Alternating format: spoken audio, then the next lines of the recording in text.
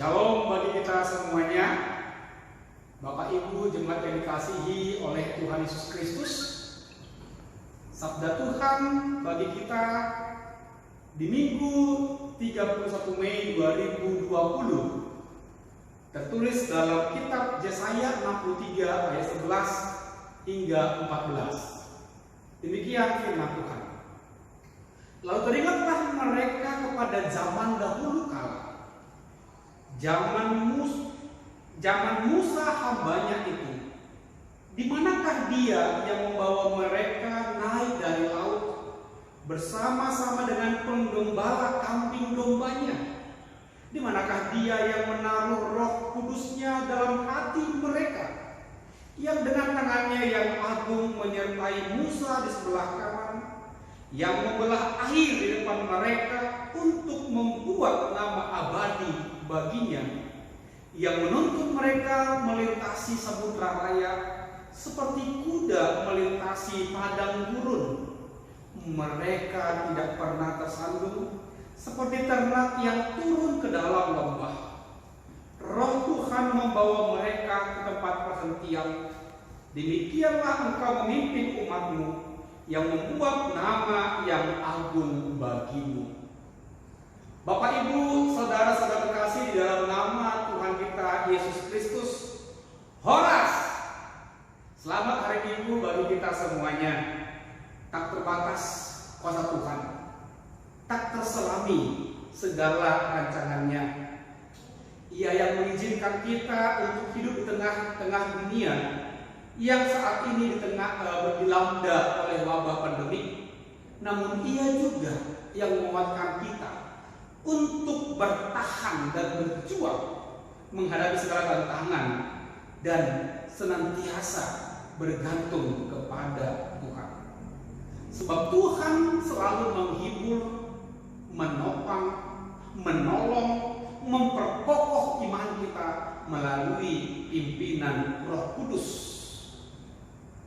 Itu juga saat ini yang sedang kita rayakan di hari Minggu ini, tepatnya di Minggu Pentakosta.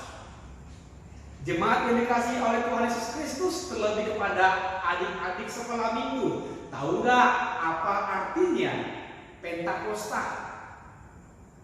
Ya, betul sekali. Pentakosta adalah hari ke-50 setelah kebangkitan Tuhan Yesus. Pada hari Pentakosta tercurahlah Roh Kudus bagi orang-orang percaya. Sebelum Tuhan Yesus terangkat ke surga, Ia sudah menjanjikan bahwa Roh Kudus akan turun bagi orang-orang percaya. Kita boleh baca di Kisah Para Rasul 2, dikisahkan pada waktu itu murid Tuhan Yesus dan orang-orang percaya sedang berkumpul di satu tempat. Tiba-tiba turunlah dari langit suatu bunyi seperti tiupan angin keras yang memenuhi seluruh rumah itu. Dan tampaklah kepada mereka lidah-lidah seperti nyala api yang bertebaran dan hinggap pada mereka masing-masing. Kehadiran Roh Kudus dalam bentuk lidah-lidah api memberi semangat baru kepada para murid untuk memberitakan Injil. Roh dalam bentuk api itu membakar semangat para murid terus bergerak, didorong oleh kuasa Roh Allah. Adik-adik, tentunya roh yang sama juga harus mendorong semangat adik-adik sekolah minggu untuk tetap belajar, untuk tetap berdoa, untuk tetap beribadah, untuk tetap melakukan pekerjaan di rumah, terlebih memuliakan Tuhan.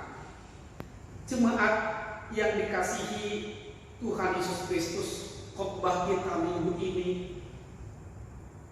merupakan pengakuan dan permohonan Israel. Mereka mengaku kalau bukan karena Tuhan yang menyertai, maka mereka tidak akan bisa tiba dengan selamat hingga kembali di Yerusalem, yaitu tanah perjanjian Allah. Agar mereka bisa menempati tanah itu dengan tenang, maka Yesaya mengingatkan mereka kembali bahwa dalam kehidupannya sering sekali umat Israel mendukakan Tuhan. Mereka menyembah patung-patung berhala dan ilah-ilah bangsa lain, menyangkal kehadiran dan pertolongan Allah. Bahkan mereka masih ragu, apakah Tuhan berkenan dengan hidup mereka yang malang. Sebab selama mereka berada di Babel, mereka tidak pernah beribadah di bait Allah. Mereka jauh dari Allah. Pun saat mereka kembali ke Yerusalem, mereka mengalami krisis iman. Sebab bait Allah telah hancur dan semangat untuk membangun kembali rumah Tuhan tidak ada. Tentu saja ini membuat mereka menjadi gusar, menjadi goyah. Apakah Tuhan berkenan kepada mereka? Setelah sekian lama pandemi COVID-19 ini, maka pemerintah saat ini telah ditetapkan berbagai strategi untuk memasuki sebuah kehidupan new normal atau normal baru. Sebentar lagi, secara perlahan-lahan, skema normal baru akan diberlakukan, termasuk juga dengan beribadahan di tengah-tengah gereja. Kita akan memulainya dalam suasana normal baru. Seperti umat Israel, normal baru. Di situ mereka tetap mengalami kekhawatiran dan kecemasan.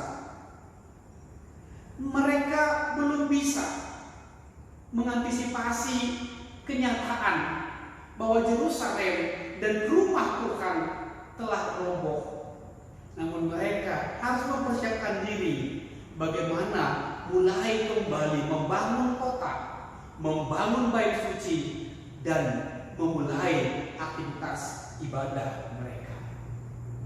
Untuk itu, Nabi Yesaya mengingatkan mereka, sebagaimana Nabi Yesaya mengingatkan kita pada saat ini di tengah-tengah wabah pandemi COVID-19 ini, bagaimana Tuhan menyertai perjalanan Israel. Dan Yesaya mengingatkan mereka bagaimana Allah berperang terhadap nenek moyang mereka yang membebaskan Israel dari Mesir sampai ke tanah perjanjian. Demikian juga Allah membebaskan Israel dari Babel, membawa mereka ke Yerusalem dan hidup bersama Allah. Keluarga yang diberkati oleh Tuhan Yesus, pertanyaan, di manakah Dia? Di manakah Allah? Ingin menjelaskan bahwa Allah dari sejak zaman dahulu sampai saat ini adalah Allah yang tetap dan tidak pernah meninggalkan kita. Justru kitalah yang sering meninggalkan Allah. Pertanyaan, di manakah Dia yang mengangkat mereka dari laut? Yesaya mengingatkan Israel, peristiwa di Laut Merah membuktikan bahwa Allah hadir menyelamatkan Israel dengan membelah Laut Merah sehingga mereka bisa menyeberang. Saat itu sesungguhnya Israel telah terkepung oleh tentara Mesir. Namun dengan kuasa Allah, Laut Merah terbelah menjadi dua dan mereka menyeberang. Keluaran 14 ayat 22 dan 29 menuliskan, orang Israel berjalan dari tengah-tengah laut tempat kering, sedang di kiri dari kanan mereka air itu sebagai tembok bagi mereka.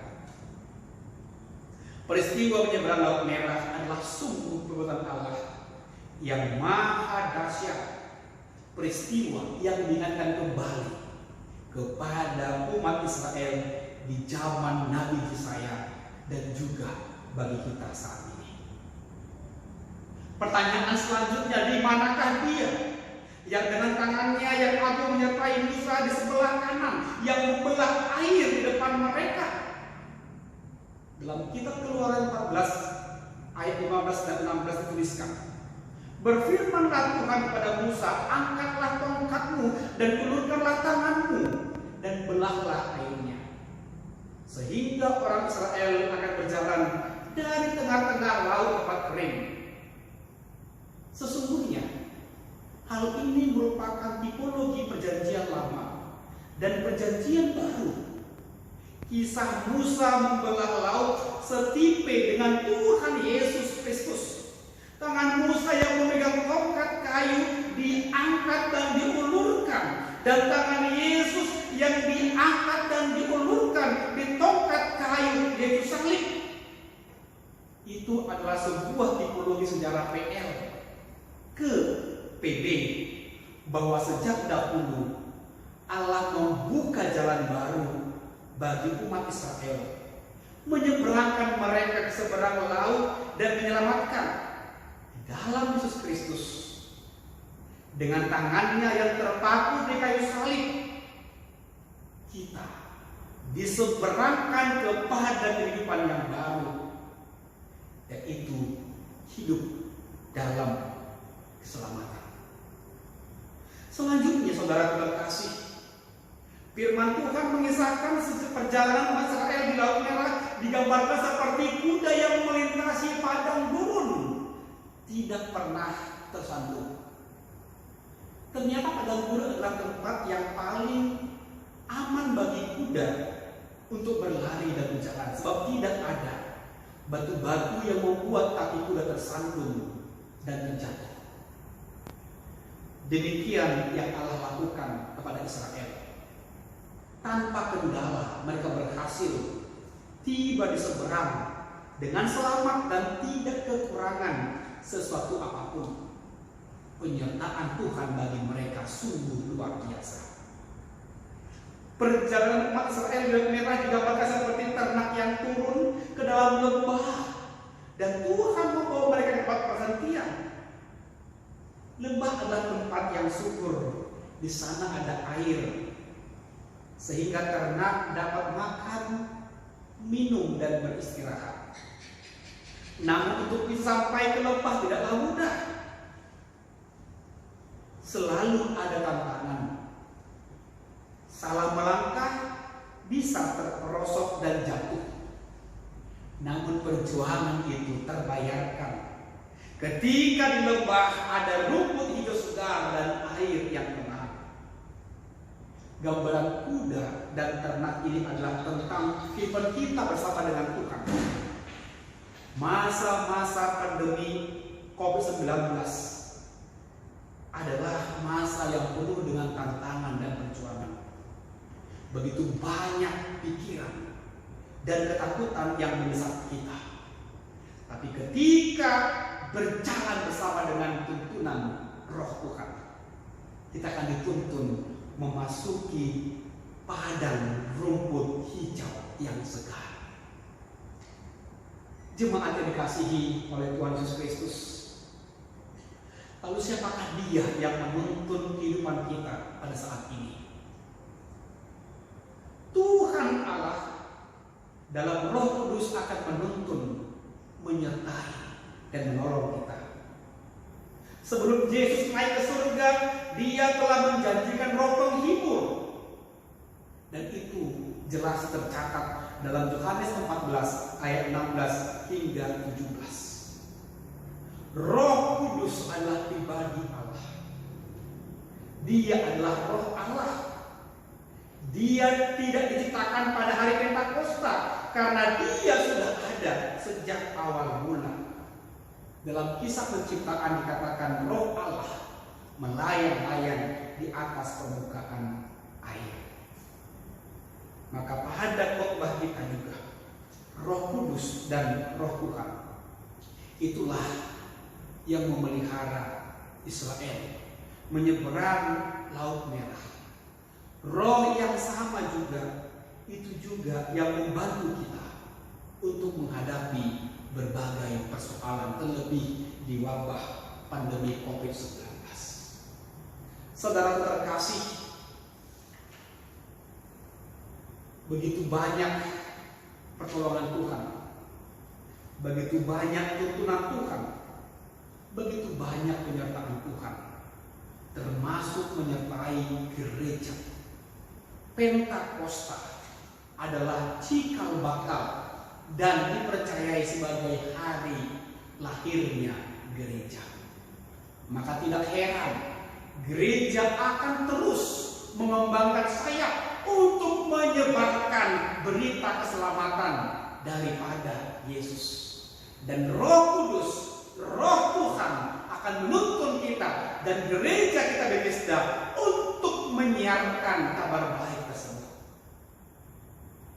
Dan bila kita dipakai oleh Tuhan sebagai alatnya untuk menyebarkan Injil, kita perlu mengingat bahwa tujuan keselamatan untuk kita adalah membuat nama Tuhan diagungkan dan dimuliakan. Ketika kita diberkati Tuhan, diselamatkan dan dilindungi Tuhan, maka biarlah nama Tuhan yang kita agungkan, yang kita muliakan, dan yang kita kobarkan. Dan biarlah tubuh kita, jiwa kita, pikiran kita dipakai oleh Tuhan dengan cara Tuhan yang luar biasa. Bersiaplah saudaraku memasuki kehidupan normal baru. Entah kapan kita akan memulai ibadah di gereja, tapi percayalah hari itu Tuhan telah siapkan buat kita. Tapi jangan pernah lupa, tetap sikapi, tetap hadapi COVID-19 dengan protokol kesehatan yang telah ditegaskan oleh pemerintah. Jaga jarak, gunakan masker, cuci tangan dengan air mengalir, memakai sabun hand soap atau hand sanitizer, makan makanan sehat dan bergizi, tidur yang teratur, berolahraga yang teratur, terlebih ingat selalu berdoa. Roh Tuhan menuntun kita dan Roh Tuhan yang akan menyertai memasuki kehidupan normal baru. Amin. Saudara terkasih, doa ini ditutup oleh khotbah ini ditutup oleh melalui doa oleh Bapak Ibu sekalian. Terima kasih.